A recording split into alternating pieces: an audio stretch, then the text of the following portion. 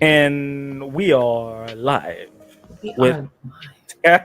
I was about to say with Unbreakable, but Unbreakable just like, hey, I'm home. I need to say we are live. What's going on, Unbreakable? How you doing today? I am good. How are you? Hey, I'm feeling great. I'm feeling great. A little bird told me that today we have a fantastic show. Is it true?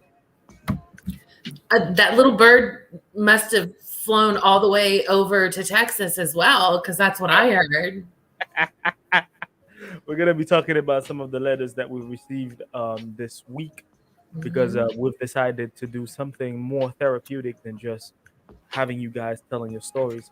We want people to write a letter as a, some type of closure, expressing yourself as far as how you really feel from a toxic relationship, an narcissistic relationship. Drop that letter, despite the fact that you might not be giving it to your ex, but in reality, you are sending it to the universe. At some point, they're gonna see it, they're gonna feel it, they're gonna receive it, and karma is gonna do what they do. What do you think? We have to purge. We have to open our mouths. We've got to speak about it, and even knowing that these letters may never be you know directed towards the one person that it's about. Mhm. It's at least part of the healing process in getting that out of our system, getting that out of our gut. Absolutely, absolutely. We have a few folks here. We have 5 people here. Feel free to say hello in the comment section. We'd like to know who's with us today. I don't know if Shaki, Cam, or the regular folks who usually on our live. Welcome back. For those of you who already been part of our lives, if it's your first time, let me tell you, feel free to sit around, ask questions as we proceed with the show. We've sent out the info box when it comes to our messages last week, and we've had a lot of people responding to that and wanted to send the letters. Some of them Hmm. are anonymous, which is the reason why we're going to be reading two. I believe Hmm. 2 letters, right? We've got 2 letters. Hmm. Yeah. We're going to talk about it from each perspective as far as understanding and break down a little bit the letters. It's not going to be a long show. We want to be precise. We also have Amy here. She said she's not ready for a letter yet. So I'm just going to sit here and give you guys a surprise on that. I don't know if you're going to do go original or pre recorded for that. But Who's right Amy? now, I'm talking about Unbreakable. Um, Unbreakable doesn't have a letter right now. you know No. what? You know what? I'm not gonna force you. I'm not gonna force you. The same reason why I didn't force anybody to do theirs. I'm not gonna force you. But just know, I'm expecting your letter, lady. I'm Let me expecting. clarify something. I have almost 3 years worth of a letter on our page. Okay, okay, okay, okay, okay. No problem. Hey, no problem. I'm not gonna push it. No problem. No problem. So, since you said it's gonna be anonymous, what do we have so far? We have 2 letters, and I'm going to show my age right now. Okay. Okay. No judgment. You mean you're 25? Okay. Yeah, I am. Okay. I'm 25. All right, let me get to these two. We have 2 that we received. Okay. Hey, Stephen. Hey, Steven, how's it going? All right. Oh, that's crazy. I'm sorry to hear that, Steven. We definitely need to talk about that a little bit.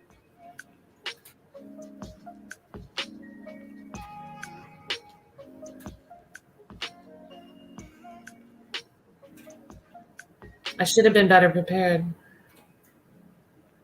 All right, I'm ready. All right, go ahead. Let us know what you got. All right, this one is anonymous. Okay. And unfortunately, the position of it is a little off. Okay, this one is specifically addressed to an individual, but I think that we're going to skip over names Okay. because it's more important that this particular person has the ability to just speak their truth as opposed to call out somebody. Okay. Okay. Okay. So it says, I just want to let you know that I don't hate you, but I was in a relationship with you. You made me feel scared and unsafe every day. Mm-hmm. You always told me that you loved me, but love isn't about bullying a person that you say you love into submission, into guilt, into fear, into isolation. You don't make death threats towards the person that you love. You do not psychologically or emotionally blackmail the person you love either, which you did. The arguing every day was too much for me to handle, and because of your words and your actions, I have post-traumatic stress disorder, trust issues, anxiety, depression, and insomnia. I wish you could have given both myself and my daughter unconditional love. Next page. Come on, phone.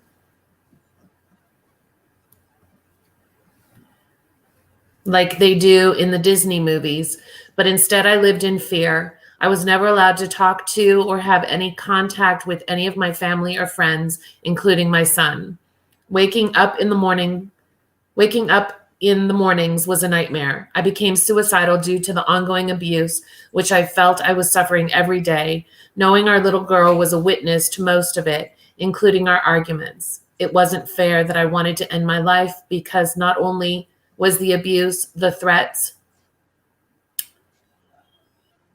I wanted to end my life because not only was the abuse and the threats bad enough, but because you thought it was okay to drag me out by my hair while I was sleeping next to our daughter Jesus Christ.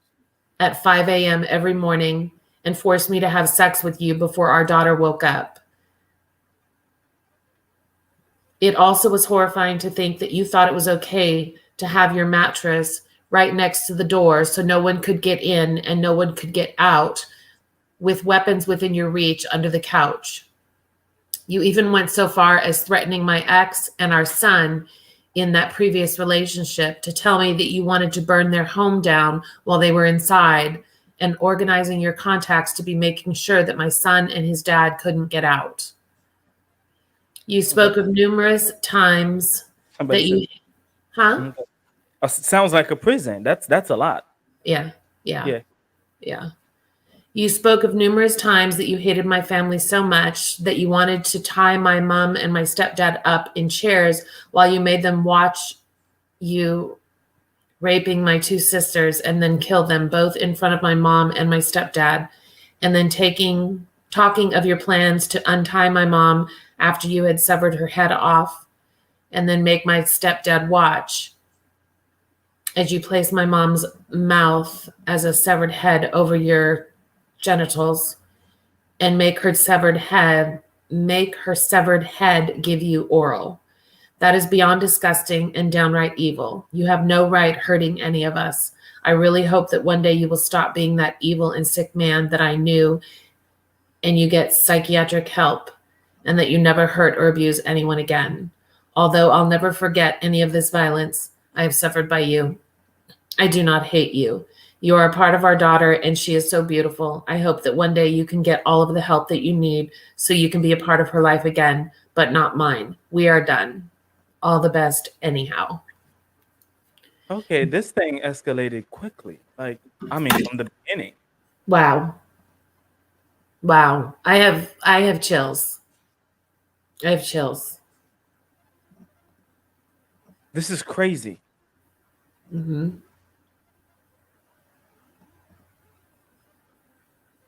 I have to take a minute here because, we already know narcissists sometimes do not show aggressive physical actions.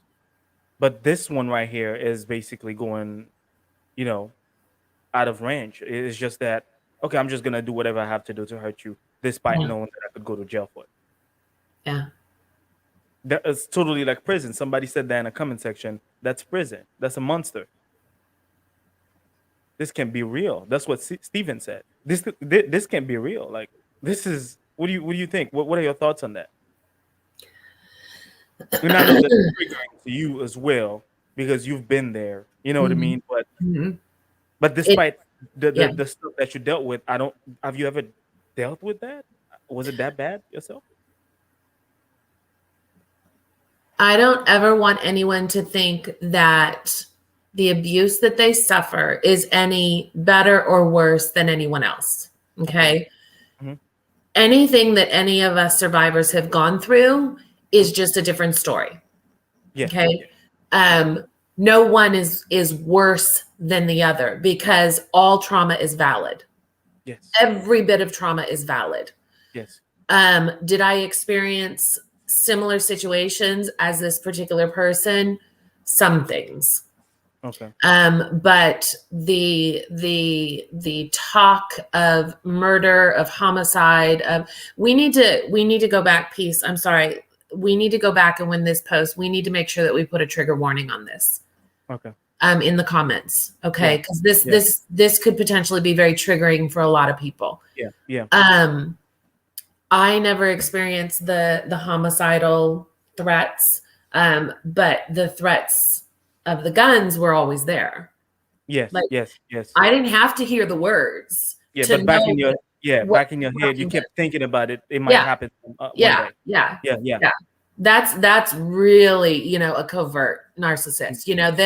Then they've got deniable plausibility, right? Then I Yeah. can deny that I never did anything. No, you just pulled out these guns and cocked them at me all the Yeah. time, or Yeah. laid them down. So when they were laid down, they were pointing right at me. Yeah. You Yeah. know, so that I said that all the time. Narcissists are society's most hidden problem, like criminals. Like, and people don't think about it because a lot of people don't know how to identify a Mhm. narcissist. I was having this discussion with somebody, I think in the comment section. I said, I think the person asked me, what's the difference between a psycho and a narcissist? I was like, you know the psycho. The psycho, the minute you see a psycho, it's like, okay, this guy's a psycho. yeah, This girl is a psycho. A narcissist is going to take you months. It's going to take you years, years, especially if you're brand new to the situation. yeah, yeah. You know what I mean? Because he's going to take you to see the person for who they are, process the whole situation, get confused, get numb, and then start looking for help. And that's going to Mhm. take years for you to realize that, yo, the situation Mhm. that I'm in is not safe. What scares me Mhm. is that regardless of what we think when we're in the midst of that, right? Yeah. There are people who see it. Yes. Yes. As much as an abuser tries to hide things, Mhm. there are people who witness it, Yes. and yet they don't speak up. It's not my business. I don't want to get involved. That's between them. What goes on in their household. I don't want my name dragged into this. And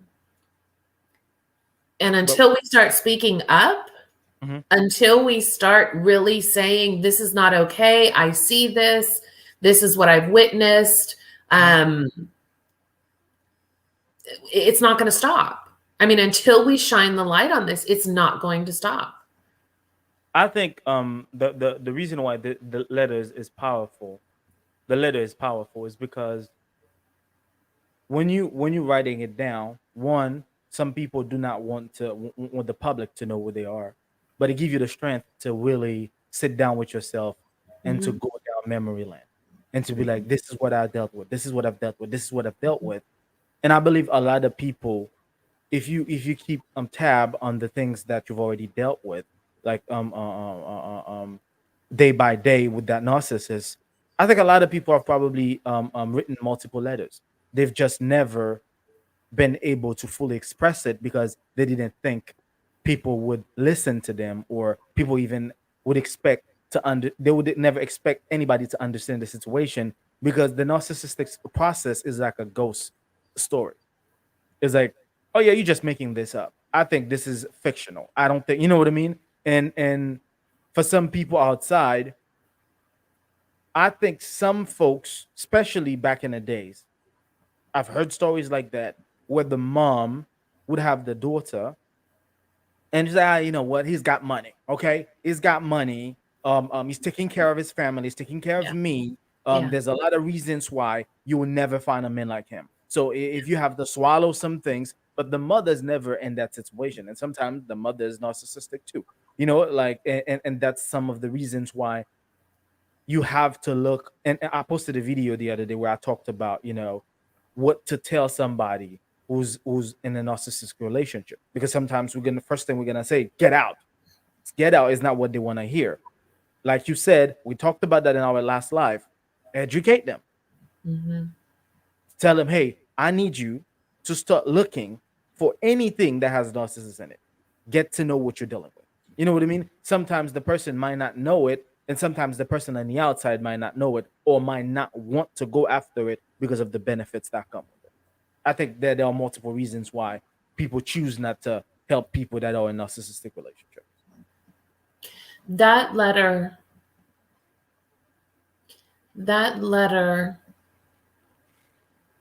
gives this particular person the ability to, it's part of our healing process. It's one of the reasons why it's so important for us to speak up, speak out, journal, write a letter, whatever the case may be. Mm-hmm. Being able to speak something like that, knowing that this is the hell that you lived in, and being able to go back and look over it and realize one of the common traits of a survivor or of a victim is the shame. Yeah. Right? Yeah. Like, hearing that letter, I can imagine that this particular survivor felt shame that I couldn't protect my family, I couldn't protect my kids. Why did I continue taking this? Why did I continue to allow this? It's not like we allow this shit to happen. We don't allow someone to treat us this way. We don't choose this. But we do go through so much shame, because especially, when we are out in public, we got to wear that fake smile. We've got to act like everything's okay. And because we can't let on that this is who this person is, because they've got this false persona that they present to society, and we have to play along, or we know we're going to get punished. Yes. That's another problem as well. The ability to verbalize that, I did not talk about the sexual abuse from my marriage for the longest time. I wouldn't talk about it because I had such shame. Like, I allowed it. Yeah.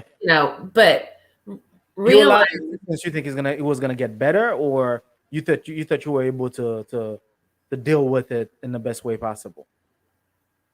No, I knew I just had to suck it up and be quiet. Wow. I didn't have a choice. Like, I would cry and beg and plead. No, no, no, no. I would avoid as often as I could, but I was constantly told, this is normal. This is normal. Normal people, what's wrong with you? Normal people do this kind of thing. And I didn't talk about it for a long time, because I thought, okay, well, there's something wrong with me, that I don't like this, that this caused me anxiety, that I would freaking cry, that I was such a wreck over this. I couldn't stand it. I hated it. Yeah. But I was told I was wrong. So we're conditioned. And I can only imagine that this person was told that you deserve this, you did this, you caused this, I'm this way because of you, it's all your fault. If you would just do this, if you would just do that, we get sucked into this cycle unknowingly. And it's never a choice, and it's completely out of our control. And that's another thing. I posted a video where I talked about the people that a narcissist usually target. You know what I mean? A narcissist have specific folks.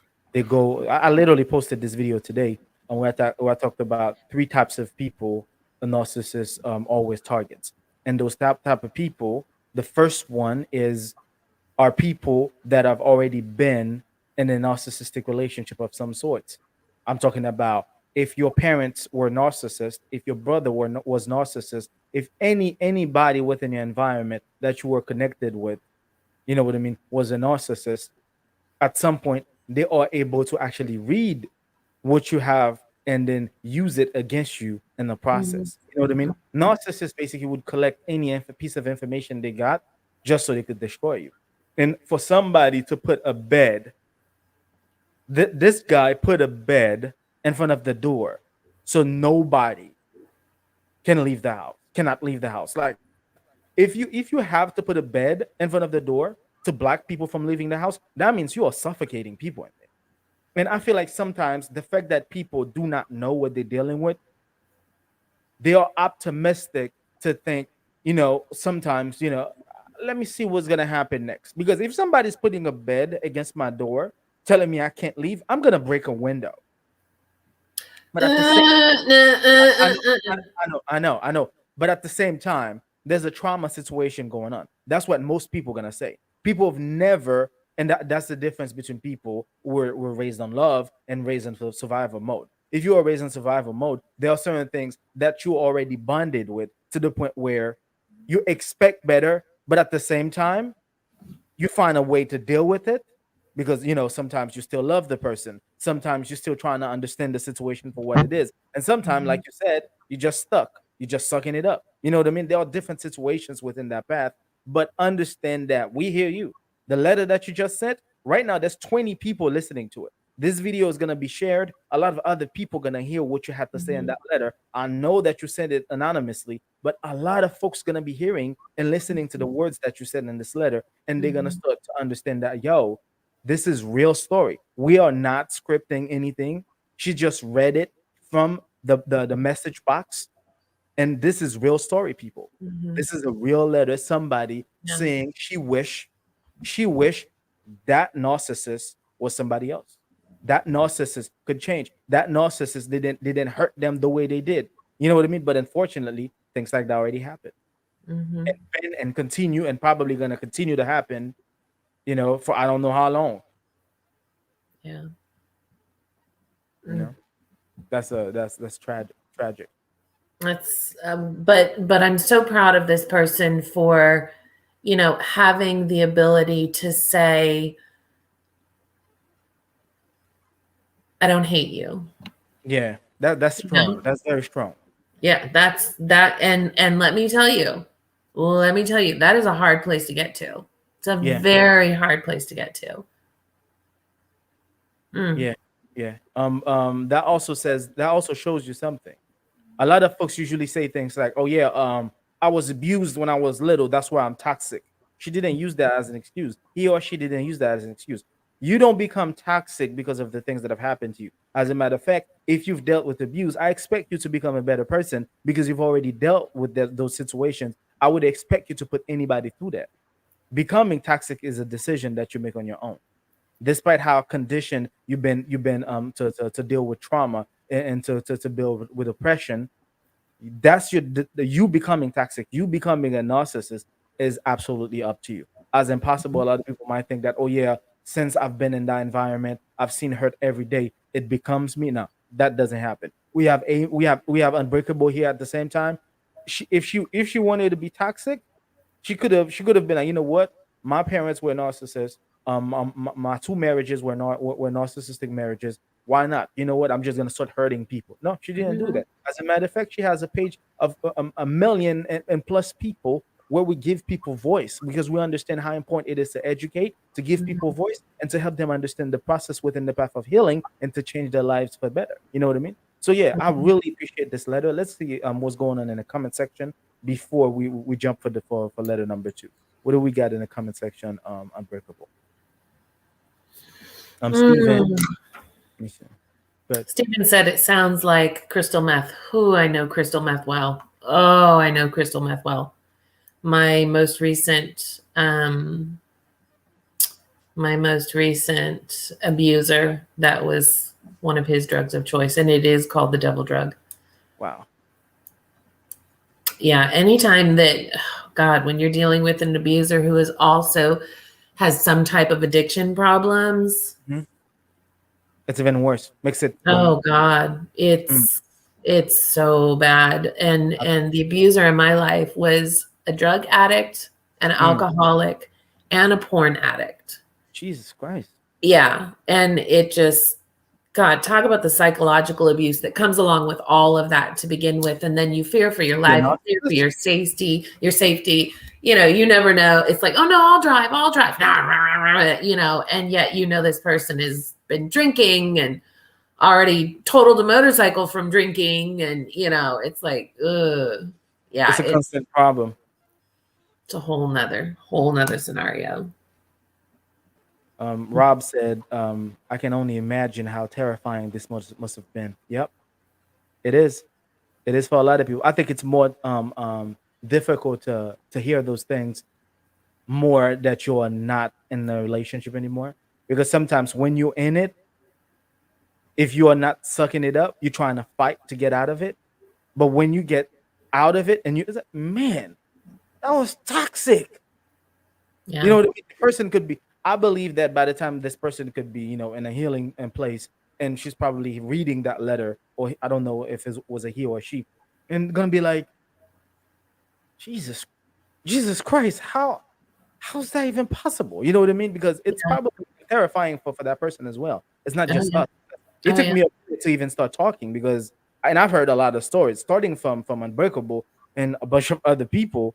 I've heard a lot of stories from narcissists to broken to toxic, and there's always different ways to, I don't know, that this thing could go left. I want to address Sheila's comment. Sheila said sometimes feels like it's easier for the kids to stay than to try and make it on your own. It's never, ever, ever easier on the kids to stay. I would rather end up in a homeless shelter than have subjected my child to any more of what my child had to endure. And it's those children pick up on it. As much as we try to hide it, as much as we try to cover it up. We've talked about this piece multiple times. Yes, children are resilient, but think about, like, I can think back just to the traumas that I endured when I was a child, and think my parents, I imagine, thought the same thing, that the kids are fine. The kids will be fine. They don't see it. They don't hear it. And yet, I did, Yeah, they feel it. They know the energy is suffocating. They know you're suffering. Sometimes the child could come to you and touch your face and showing you love. Sometimes you might not even know what's going on. Well, you don't. I'm not even talking about arguing. My son knows when I'm stressed. Yes. He knows it. He knows when I had a crazy day and I come home, I'm tired, I'm just sitting here. And in the same way, we practice, are you okay in the house? My wife can tell you that. I can sit next to her and ask her if she's okay 150 times. Why? Because you need to ask people if they're okay. Like me asking you multiple times. Same thing. I'm in your message box. Are you feeling? If you give me one okay, I'm gonna pursue you. I'm gonna say, yo, are you okay? Because I feel like it's important to know that. That shows that I want to not only know what's going on, and I care about how you're feeling at the moment. So kids do the exact same thing. When they feel like the energy is not what it usually be, they'll check you. And for you to think that an abusive relationship, physical abuse, verbal abuse, emotional abuse, whatever it is, they feel it. And sometimes they're gonna pack things and grow up with it. That's what's the problem. Let's talk about really quickly the flip side of that, though. We had when you did your live earlier, there was someone in the comments and they were talking about how the narcissist was swaying the children away from them, turning the children against them. What I can tell you, 100% facts, the more that you focus on yourself, your growth, and your healing, and you start walking that journey, the more your children pick up on it. Yeah. I am in a 50-50 custody situation, 1 week on, 1 week off.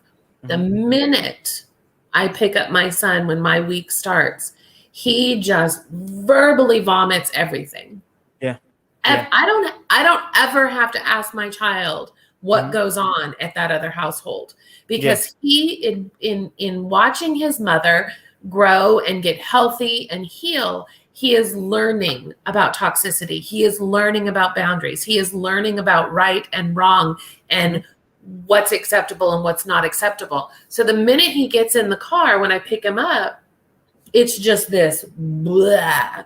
Time to unpack because he already is able to distinguish toxic and good behavior. He knows where he's safe. Yeah. He Yeah, knows he knows. exactly where he's safe. Yeah. And it's so ironic. We went I think it was last weekend, we went to a light festival, you know, like the Chinese lanterns where you light them and you set them off. Yeah. And, you know, you're supposed to write something on there. And I wrote my message on there. And before we set them off, my son said, Mom, here's what I wrote. He showed me what he wrote. It was a beautiful message. It was beautiful. And I didn't read in mine. He's almost 16, but there's just some things I don't need to share with him. So I set off my lantern. Everyone set off their lanterns. And my little almost 16-year-old baby boy said, Mom, do you want to tell me what you wrote? And I said, no, son, it's okay. And he said, well, I'm hoping it was something good. I said, yes, son, it was good. But he could feel my energy. And this baby boy leans over and gives his mama a big hug. Yeah. You know, it's like they feel it. Yeah. I wasn't showing the emotion. I was quiet because, you know, we're all just watching the lanterns fly off. But they feel it. And when you teach them that empathy, healthy empathy. You teach them those communication skills. You mirror those healthy behaviors for them. They do pick up on them. So any of these children who are, you know, you think you're losing them to the narcissist, you think you're losing them to the abuser, the more that you turn that focus on yourself, the more they're going to pick up on that. The more they're going to feel comfortable to open their mouths and speak their truth, the more they're going to understand what healthy is. I have a good friend of mine who's also been in traumatic relationships, and he's basically speaking the exact same thing that you're talking about right now. And he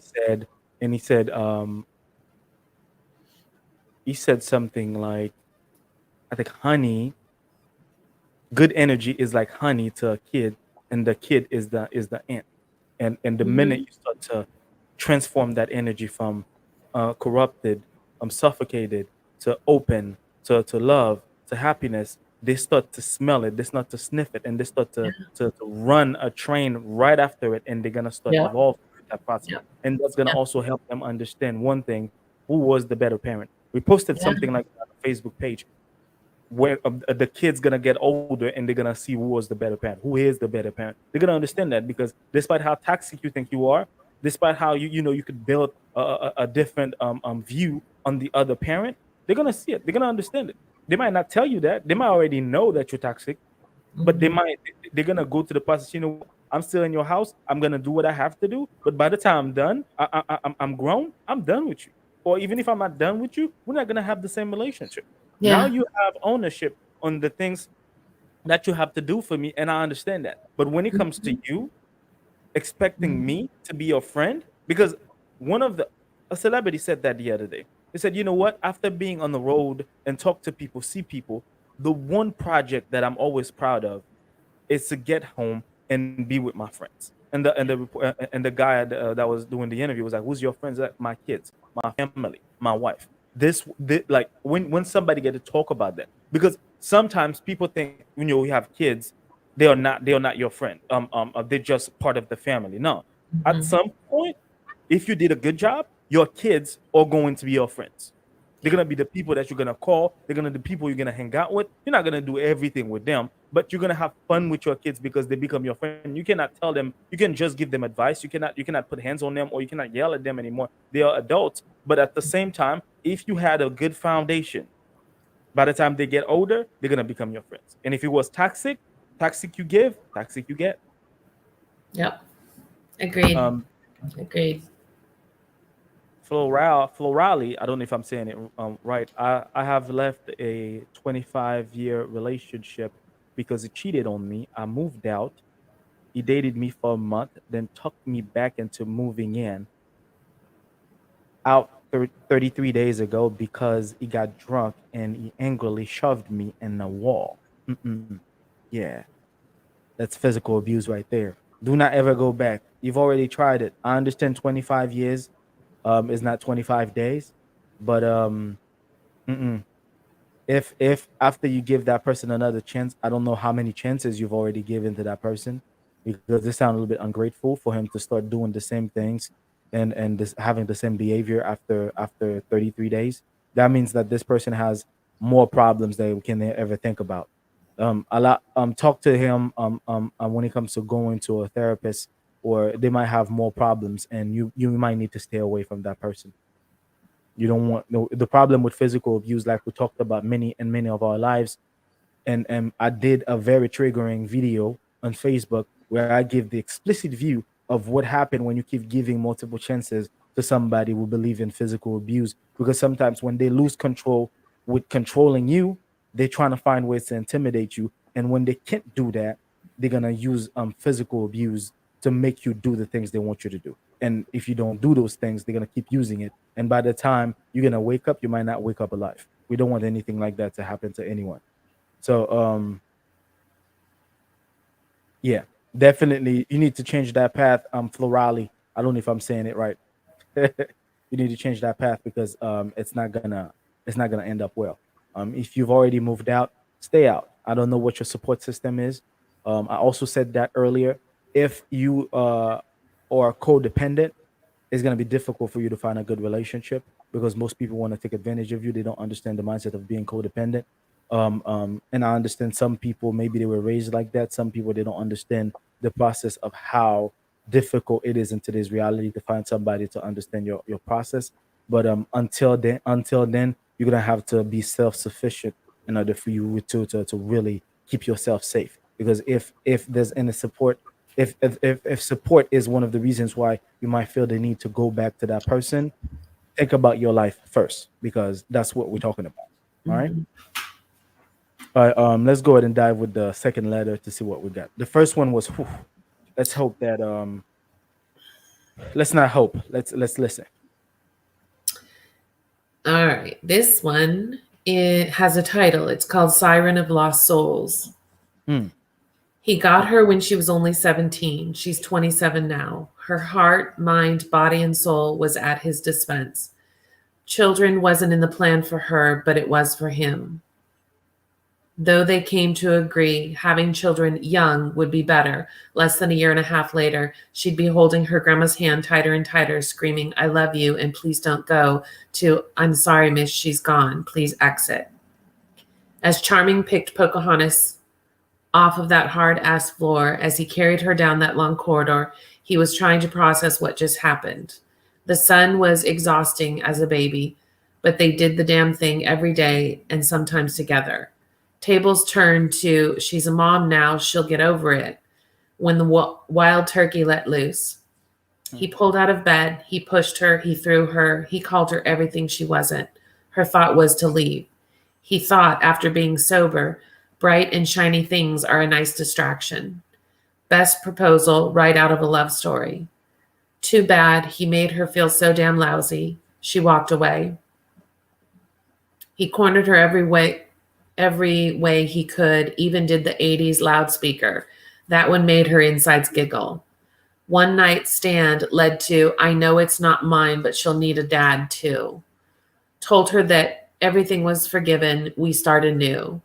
When she was ready, she'll know what to do. As the full moon went, a new beginning came. Everything was so sweet and mellow. Snow came in mid-January, the sun playing so sweetly as the moon drifting in dreamland.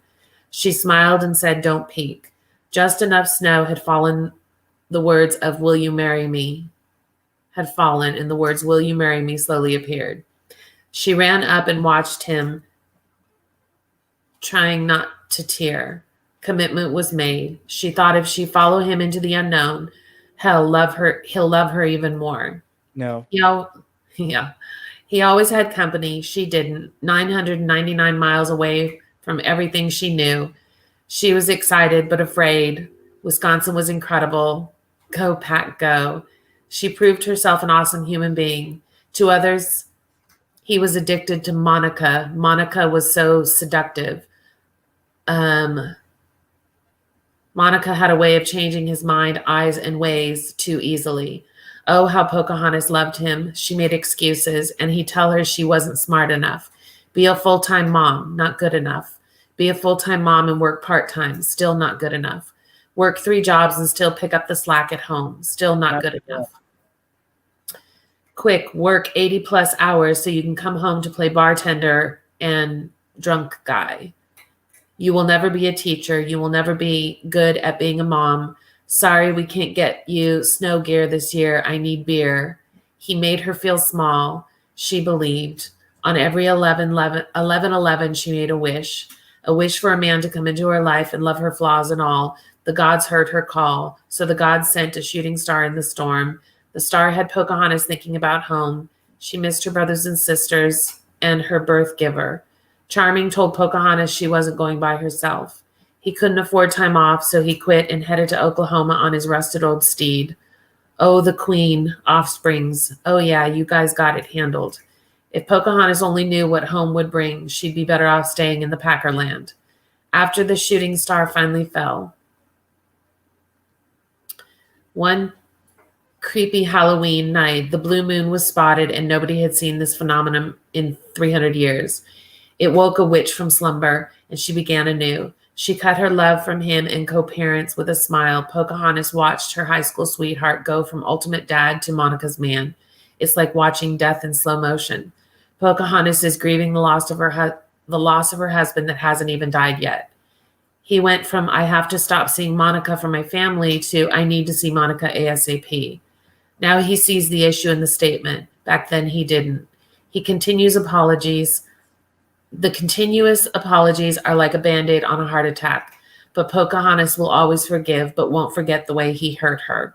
She's still here fighting with every breath. She will not let the negative things define her. She rises every day, and just like the moon queen she is, she will shine in whatever phase she's in, no matter what. This one is more conclusive. I like the metaphor, the structure.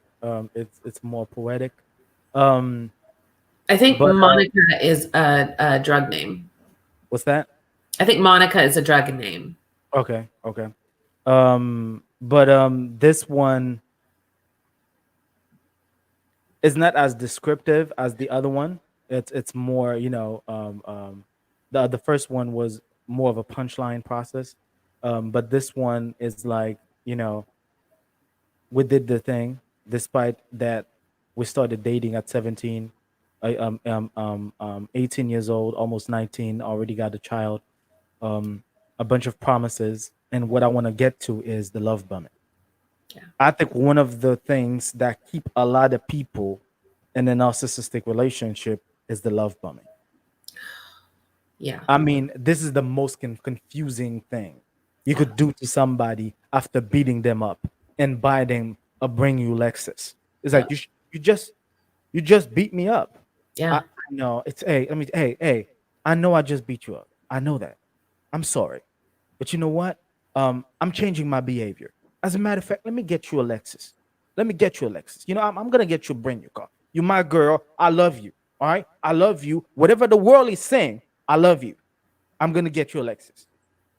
And then now you're like, huh? Maybe he was sorry. No, it's not. That's a control system. Talk to me. Talk to me, Unbreakable. I've said it before. I don't know why, but for whatever reason, the abuser was on a 3-day cycle. And I've heard several other people agree with that, which is really odd. Until I mentioned it, I thought that was just unique for the abuser that I was with. But it was this 3-day cycle. Like 1 minute, everything's all peaches and cream. I'm getting love texts and love phone calls and hugs and kisses and everything's wonderful and you're beautiful. I love you so much. And then it flips. Yeah. And I'm on punishment. I don't know what for. I don't know what I did. It was just punishment. I would get cursed out. I would get yelled at. The silent treatment. Mm-hmm. was the abuser's favorite tactic in my world, the silent treatment. Yeah. It's, but you become addicted to that. Then the love bombing comes again after 3 days. I'm so sorry. I love you. I'm trying to be better. I'm such a good person. But we're together. We're going to be together forever. And, you know, you become addicted to it. And we become addicts in that situation as well. Yeah. Yeah. Love bombing is the process of you dealing with a narcissist, and they're trying to. It's part of the gaslighting to make you change the mindset into thinking that maybe he can get better, because if he could buy me this right now, I understand that he's sorry. You know what I mean? I understand that he's done what he's done, but Yeah. he did this for me, and I think there's ways that we could actually work the relationship out. Yeah. He said that it's changed now. The behavior is different. You know what? Let's go ahead and process this, because at the end of the day, he's already my husband. He's already the father of my kids. Why not give it another try? That's the process. That's what love bombing does to people.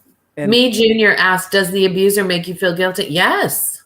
When you've been attacked, okay, when you've been cursed out, when you've been spit at, when you've had, abuse coming at you from all sides, and you get quiet and you get upset and you get sad and you get mad, they turn that around on you.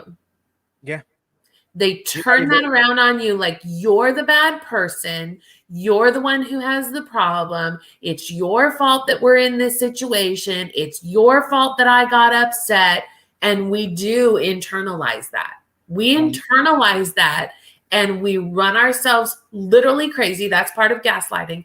We start driving ourselves completely crazy on how can I change? What can I do? What can I do better? Where can I try harder? What little bit can I control of this chaos to try to make things better? Silent treatment. Silent. Oh God, I hated the silent treatment. I hated this. I'm telling you. Let me It's tell you. such a trigger. That's when they know that you're waking up. The minute you start putting one and one together, it's like, no. And that's why I said, I posted a video a while ago where I talked about, if you're gonna leave your narcissist, you have to get control of them and the relationship instead of them allowing them to get control of you. Because the minute they see that you start to put one and one together, it's like, oh, this person is trying to leave. We're not gonna let that happen. Let me say something. Let me say something. Mike said the abuser flips everything upside down, leaving the victim feeling guilty. Okay.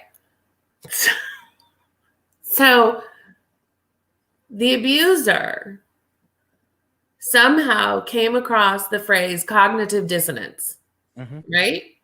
And the abuser used to tell me that I was the problem because I had cognitive dissonance. It wasn't that long ago that I actually looked up cognitive dissonance. And do you know what cognitive dissonance is? It's someone is telling you the sky is blue, the sky is green, the sky is blue, the sky is green, the sky is blue, the sky is green, the sky. And then when you're like, okay, this doesn't compute to me, our brain can't process that wait a minute, you're telling me this lie. Yeah. You're not allowing me to make my own choice. You basically put me, I'm stuck right now. Yeah. Cognitive dissonance is when you cannot process the reality of the situation. You know the sky is blue, but you're also being told it's green, but you're also being told it's blue and green and blue and green. And your brain literally cannot process and figure out now at this point, is the sky really green or is it really blue? Like, that's cognitive dissonance, which is so ironic that the abuser used to try to use that and say that I was the one who had cognitive dissonance. No, dude, you were causing cognitive dissonance in my world. It's crazy. It's crazy. The same way they will love you right now, and then the hot and cold process. They were okay with you, loving on you, and then you go to the kitchen. There's an entire storm in the kitchen. It's like, what have I done? Yeah. Oh, It's a constant situation, and I feel like despite the fact that somebody might not be a narcissist, but there are a lot of toxic people that are so close to being a narcissist. Because what the difference between a toxic person and a narcissist and a psychopath? The toxic person doesn't really know or doesn't have a plan on the regular. They're just toxic. They're just bad for you. The narcissists actually have a plan. They keep collecting informations and they're Oh yeah. building their plan with it. The Oh more yeah. vulnerable you become to them, the more they Oh have yeah. access to details. The psychopath, oh yeah, I'm just gonna mess you up. And I make sure that everybody know that I'm messing you up. That's the Mhm, difference. And all three of mhm, them, they're all mhm, bad for you.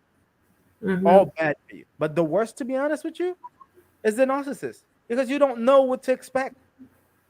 This person can destroy you in 2 months, and by the time you finally wake up 17 months later, that's when you're realizing that you're completely destroyed. Now you're left with Mhm. trauma bonding in that part as well, because most people that have been in a narcissistic relationship have a magnet to go back because If you've we built don't heal. bonding within the process. Because the abuser, I don't know, I've actually upgraded your level of toxicity. The tolerance that you have for toxicity is all the way up, and that's why unbreakable get on lives every day, talking about healing, Mhm, heal yourself, mhm. reset, get back to your to your regular self, or to find your better version. The only way that's gonna happen: stop dating, go through therapy, meditation, start Mhm. dating yourself. There's this whole process, but it's beneficial. It's important. You know what I mean? Because for Yeah. somebody to get you when you were 17 to gas to put you into deviating your mindset as far as not wanting to have kids, to want to have kids at an early age. She was not Mhm. even 19 when that happened. Then again, traumatize you to the point where they're telling you things like, you know what, I want to get married with you. Love bombing again. Love Mhm. bombing again. And this is the thing, they know how precious it is for a lot of people, especially women, to get married. Mhm. And what's the other way for me to tell you I love you so much that I'm a changed person than want to get married with you? I want to Mhm. spend the rest of my life with you. Not realizing that sometimes people could be saying that it can also be a trap. You don't have to think about it twice. If the person was a bad boyfriend, if the person was a bad girlfriend, marriage is not gonna be good. Just that simple. What do we got in the comments? Mike said, never call out a narcissist. They will flip it and throw it back in your face. This is called narcissistic supply when you fight back. So, um, they do want both the negative and the positive, Mike. I do agree with that. If you are fighting back out of reaction, that is actually called reactive abuse. It's Reactive like abuse. blowing up a balloon, Yeah. blowing up a balloon, blowing up a balloon, and a balloon can only take so much air Mhm. in it before the balloon is going to explode. Yeah. That's what reactive abuse is. When we feel like I have to fight back, like I have to stand up for myself, I've got to say something. It's called reactive abuse. That does Reactive. not make us an abuser. That does not make us a narcissist. We talked about that. Defending yourself from a toxic relationship. I've even made a video about it. Defending yourself from a toxic relationship doesn't make you toxic. In a situation, you have to defend yourself. If Mhm. somebody, let me not take that. Let me not talk about that. If I'm in the store, I'm working, and somebody come, it's only 5 of us, and there's probably 10 of them, and we have guns. We're able to defend ourselves. Whatever happened to the 10 people outside, we're defending ourselves. Mhm. The law says it. It's totally understandable. It's not like you went out and then starting doing stuff. If after you are done, you are not in the situation anymore, you start shooting people. That's totally different. But within the path of you defending yourself, reactive abuse. But the only problem is sometimes people become too reactive even Mhm. after the relationship because of the Mhm. trauma that was done to them. Mhm. That's another reason we have to talk about healing, because you've been in that situation for so long. Same way, I have a good friend of mine. He was in the army for 10 years. If you're waking him up, call him probably 6 feet or 10 feet away, because he's going to wake up swinging. That's all he knows. He's been That's in Iraq. PTSD. Yeah. Yeah. You know what I mean? The same thing for not for being in an abusive relationship, narcissistic relationship. You get to react. Who we had on the show when we talked about that? Rashid. Mhm. When we were talking about Coltrane. that, yeah, we talked about Coltrane. Yeah, we talked about the same thing. Sometimes after being in an abusive relationship for so long, you become reactive. Not Mhm. that you want to, it's because you don't know what's real or what's not. It's gonna take you a while into your healing process to realize that, okay, I don't need to defend myself right now because Yeah. I'm not in a bad position. So Yeah. yeah, Yeah. There so yeah, are a lot of wounds and scars, visible and not visible, that survivors carry. And just like any wound, you mhm, have to treat the wound. You have to, when, especially, I hear some people say, and it's kind of a common thought mhm, in the survivor community, is that at least if they hurt me, cut me, break my bone, or physically harm me, I know those wounds will heal. But it's the wounds of the mind, the mind, the heart, and the soul that are so much more difficult to heal because you can't see them, you can't see them. know, and Mini we've been JR in says war. conditioning you to it. Yep. Hmm. Mhm. Yeah. Survivors have been in war. We Yeah. have been in psychological warfare, verbal warfare, physical warfare. We have been to battle. We Yeah. have been in a war zone. Mhm. So for people to say you just need to get over it, or you just need to leave, or, I would never let that happen to me, you don't get it. Like, you don't get it. You Like, don't. our soldiers, our sailors, our service members who go over, we're not going to discuss politics, but our Yeah. service members who put their lives on the line and experience these traumatic things, they see these traumatic things and they're told to do these traumatic things. It doesn't just go away. Let They me tell don't you, just the come person. home and it's Yeah. all better. Yeah. The person that went to those things, they never they left that person in the Hmm. plane, in the Hmm. combat zone. They Hmm. never come back regular. They Let me tell Yep. you, it's And very I'm talking about drastic change. It's a radical situation. Then yeah, they'll never be themselves anymore. yeah, it's similar for survivors of domestic violence. It is so Yeah. similar because we have been in those trenches. We have been fighting for our lives. We've been at war. We've been at battle.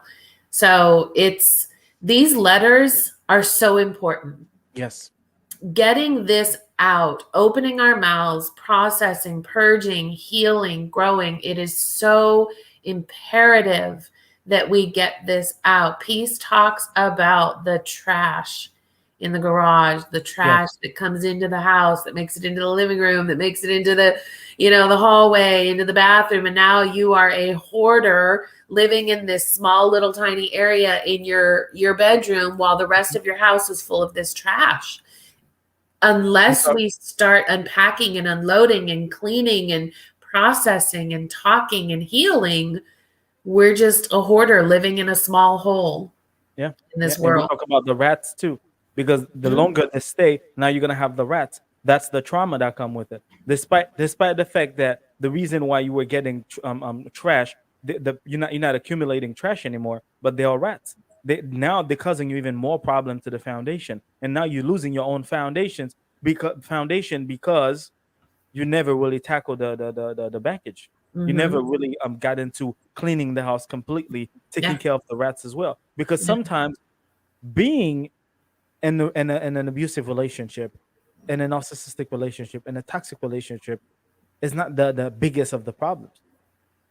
Trauma that comes behind it, I think that's even worse, because Mhm. some people do not ever, like, I've never heard somebody saying that, you know what, I was done with that person and that was it. I find my life back. Everything's good. No.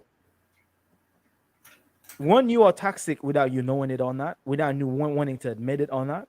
Mhm. Two, there are some conversations that are definitely going to trigger you. That Mhm. means that you are hurt still.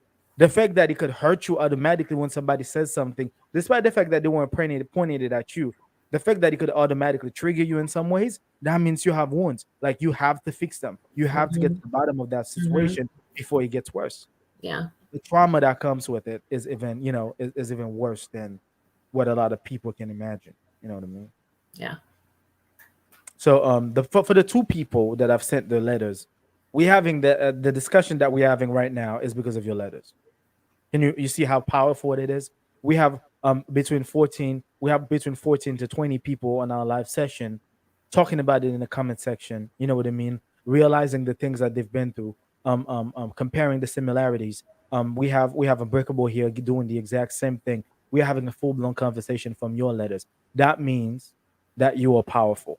The Mm-hmm. things that you thought maybe wasn't good enough, or you don't feel comfortable, you feel ashamed, you feel shy, you feel sad, you don't want to talk about your business. We kept it anonymous. We kept it anonymous, and you sent your letters, and we took it under consideration. Unbreakable read it, and we are talking about it now, and that's gonna help so many people. Mm-hmm. So many people. There's Yeah. no need, you know what I mean, for us to go around the bushes. We give you the real deal. These are real people, nothing scripted. We give you the raw deal. You know what I Mm-hmm. mean? So if you have a letter yourself that you want us to read, or you want to come to the show and talk about it, we are open. We are open. The good thing about the two of us, despite how tired we are, we'll get in front of the camera. Like, let me tell you, despite the amount of sleep that we need to get, we'll get in front of a camera. Unless We'll you text me earlier today and go, "Hey, I'm going live right now," and I'm just waking up from a nap, then no, I'm only going to be in the comments at hey, that lady, point. hey, don't blame me for that, okay? Because when I don't tell you that I'm going live, it's like, oh, I I do. just saw myself I coming do. on. I What do. is going I get on? I get upset. I Hey, do. don't. Okay. But yeah, Agreed. Agreed. yeah, exactly. I got you right. I got you exactly. Yeah. Mhm. Um, my trauma has made me to where I can't be in a relationship. Patty, healing. The only Healing. reason you feel this way is because you are still traumatized by the Mhm. things that you've dealt with. Healing. You're not processing it. You're not dealing with it. You're not facing it. Yeah. This lady right here. Her name is Unbreakable. She has the best process to start getting you to know yourself by going on a date by yourself. Start doing that. Go on a date by yourself. Start treating yourself. Get your spa day. Enjoy yourself. Grab a Mhm. book. Bring happiness into your life. Just the same thing that I was saying on a live session on Facebook.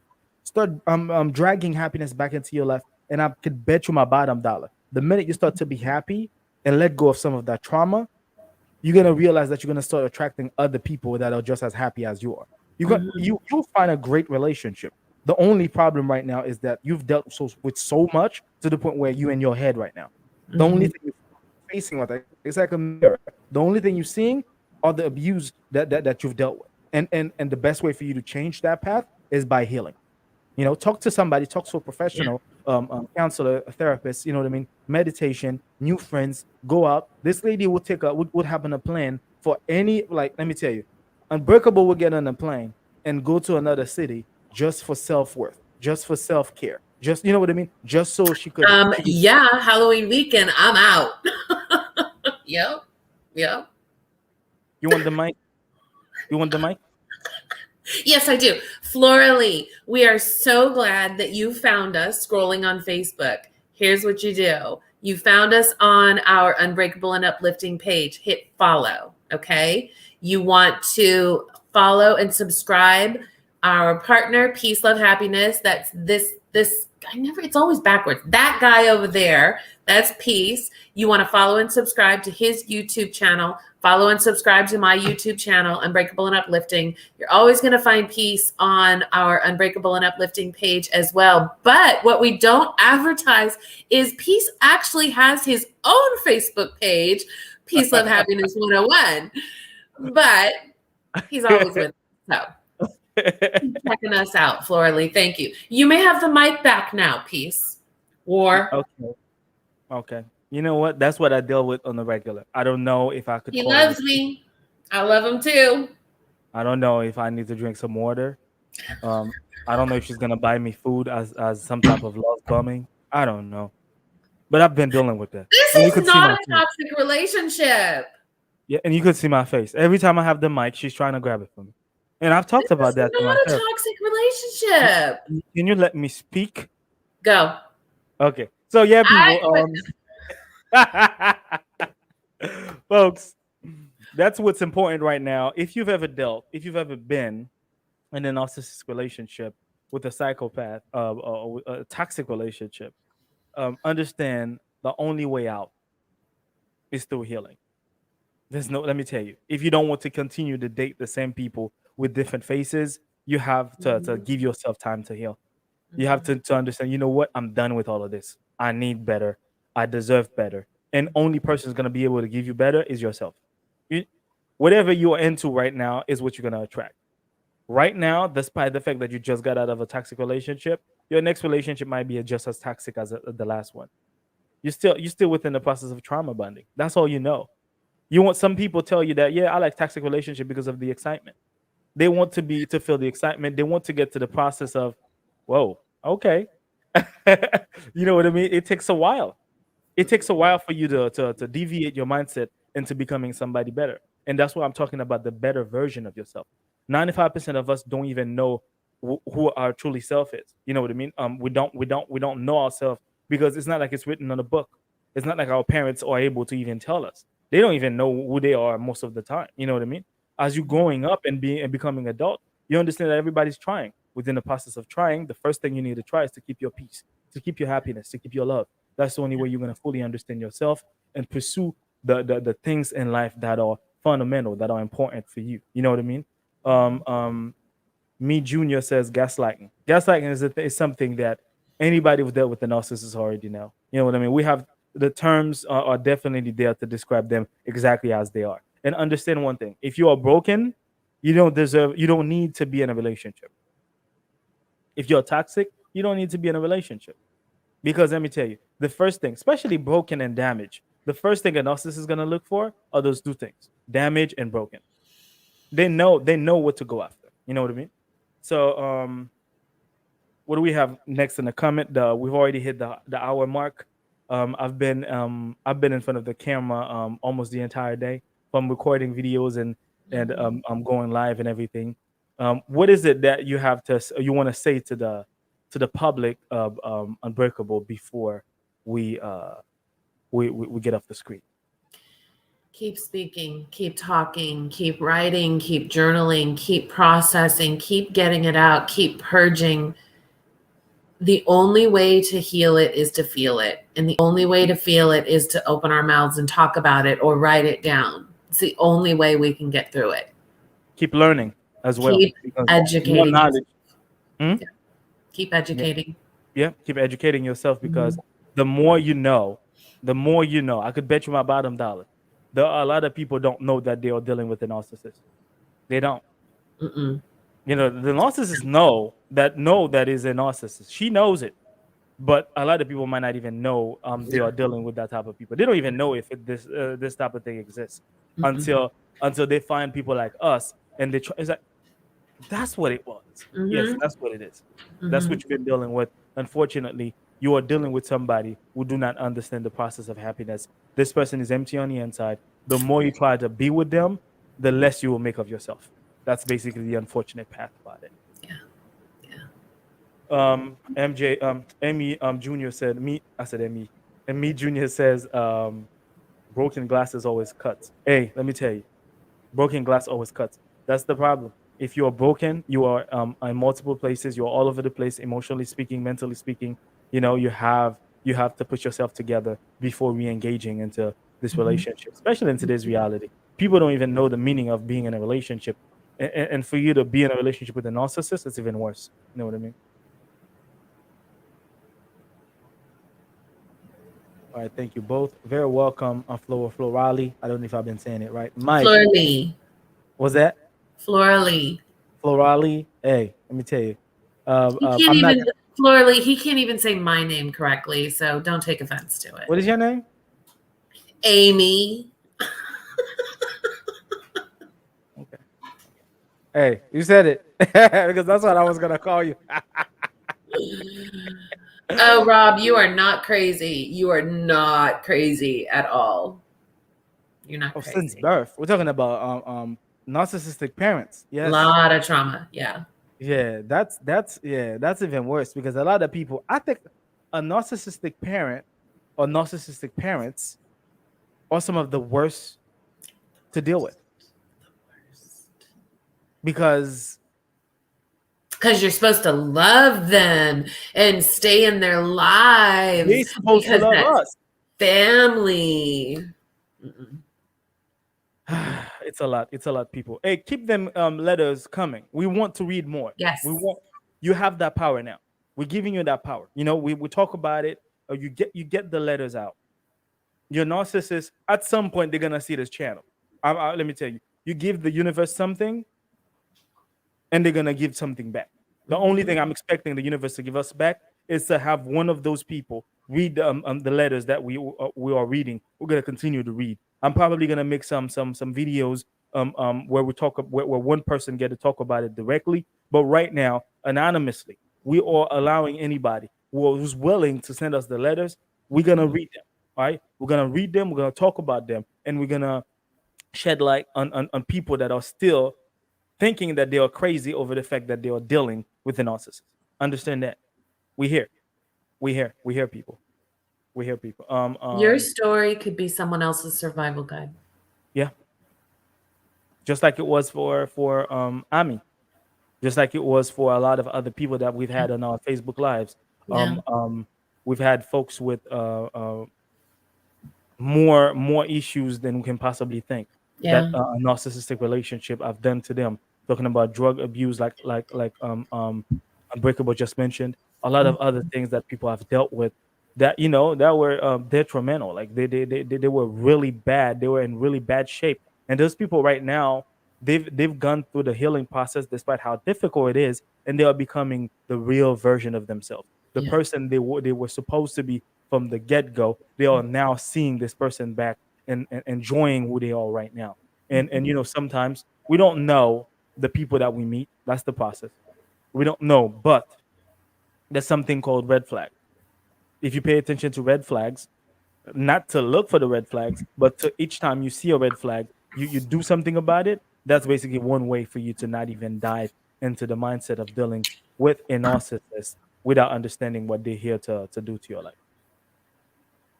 The main problem is that most victims think they are overreacting, not realizing that there are many victims just like them. It's easy for them to think they are overreacting, Mike, because you're And supposed to we, be and nurturing. we feel alone. We Yeah. think that it's only happening to us because Yes. we don't Yes. talk about it. Yeah. Yeah. Well, yeah. Yeah. But isolation. I talked about that. 5 things narcissists will do Hmm. to destroy your life. Hmm. Isolation. The lady says, dude took her 900 miles from her from where she lived. Yeah. The minute this person is telling you that I don't want social isolation. Why? Because if you're still friends with the people you grew up with, environment, friends, family, mom, parents, you are able to actually ask them, like, I don't know, I'm not myself. The relationship I thought I was in is not the same relationship.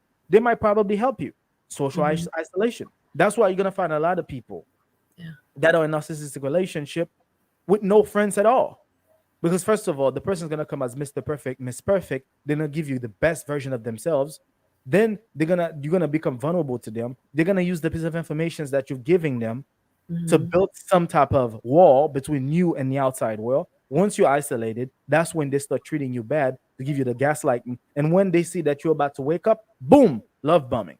You're Hmm. gonna be confused. That's what Hmm. I said at the beginning of the live. You are stuck between what you thought you had, what you're currently dealing with, and what you were expecting of the relationship. And that's very confusing. Hmm. Ask anybody. That's very confusing. You want the relationship to get better because of what happened in the first 6 months to a year. But right now you are dealing with somebody.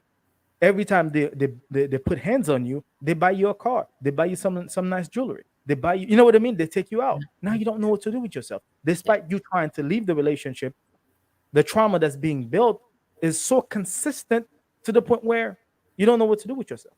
It's Agreed. easier. It's when you're looking at it from a way that you've already dealt with it, stories, it's easier to talk about it and to have an open mind, green light when it comes to understanding what's really going on because you are not currently in a situation. But when you're in a situation, it's a different ballgame. Hmm. Yeah. All right, Agreed. folks. We really appreciate y'all, all of you who here today, talking about this letter. Uh, um, I'm gonna say the name wrong again. Florali. OMG, you just described my ex narc. Yeah, that's what it is. That's basically they have one. Let me tell you, any time that I've had, despite how hurtful they've been to a bunch of other people, they have one mindset, one process, the same steps, regardless of how you turn it around. It's gonna be the same thing. It only takes for you to know about them to not get fooled by them. That's all it is. If it's only it only takes for you to know about what a narcissist is in order for you to not get deep into their lifestyle, into hurting you without realizing that this person was bad for you at the beginning. She said I said it fine. So I don't know what you're talking about, Ami. It's all right. All right, folks. I stopped you to stop. Mike, thank you very much. You've been very consistent in the comment section. We definitely hope to have you around. We're going to be talking about more stuff, not just narcissistic. I'm trying to have something where we could go live a little bit more often. Mel been telling me that she wanted to, do the regular shows. I don't know if it's going to be every morning. What's that?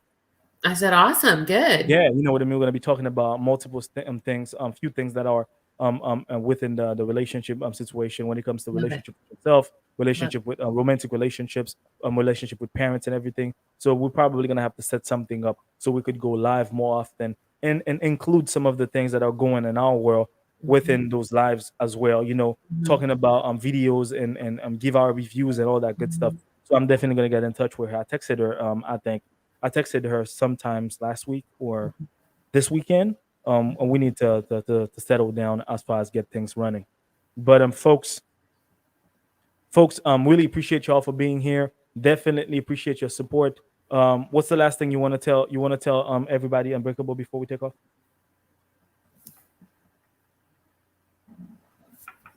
That's it. Hey, let me tell you, she's tired. She's tired. That's a tired face. Right? She's tired. Folks, thank you very much. We appreciate every single one of you. Until then, take care of yourselves and each other. Peace.